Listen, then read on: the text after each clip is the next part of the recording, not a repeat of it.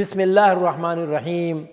ناظرین کرام، اطاعت رسول صلی اللہ علیہ وسلم کے بارے میں بات ہمیشہ پیش نظر رہنی چاہیے کہ رسول اکرم صلی اللہ علیہ وسلم کی اطاعت صرف آپ کی زندگی تک محدود نہیں، بلکہ آپ کی وفات کے بعد بھی قیامت تک آنے والے تمام مسلمانوں کے لیے فرض قرار دی گئی ہے۔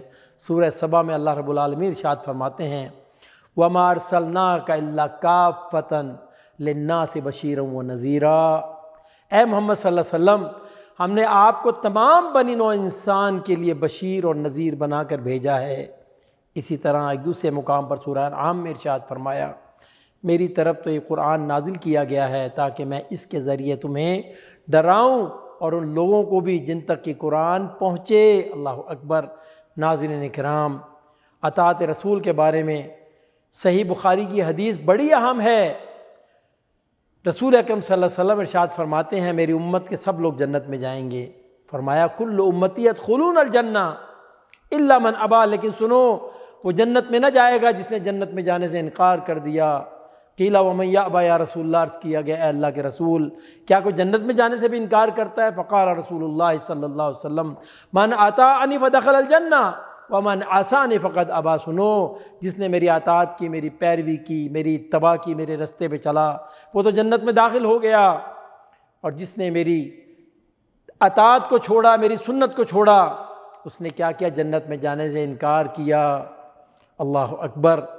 اے محمد صلی اللہ علیہ وسلم، تمہارے رب کی قسم، فلا وربک، تمہارے رب کی قسم، یہ لوگ کبھی مومن نہیں ہو سکتے جب تک اپنے باہمی اختلافات میں تم کو فیصلہ کرنے والا نہ مان لیں۔ اور صرف یہی نہیں بلکہ پھر جو فیصلہ تم کرو اس پر اپنے دل میں تنگی محسوس نہ کریں بلکہ سر تسلیم خم کر دیں۔ ناظرین کرام، سامعین کرام، جو بات عرض کر رہا ہوں وہ یہ ہے کہ گویا اطاعت رسول صلی اللہ علیہ وسلم اور ایمان دونوں لازم الملزوم ہیں۔ اطاعت ہے تو ایمان بھی ہے، اور اطاعت نہیں تو ایمان کا دعویٰ غلط ہے۔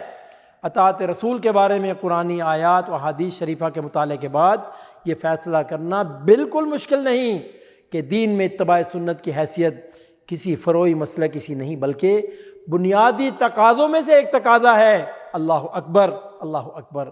اللہ رب العالمین کی بارگاہ میں دعا ہے اللہ تعالی ہمیں نبی اکرم صلی اللہ علیہ وسلم کی محبت، آپ کی اطاعت، آپ کی پیروی اور آپ کے حکم کے سامنے سر تسلیم کرنے کی توفیق عطا فرمائے۔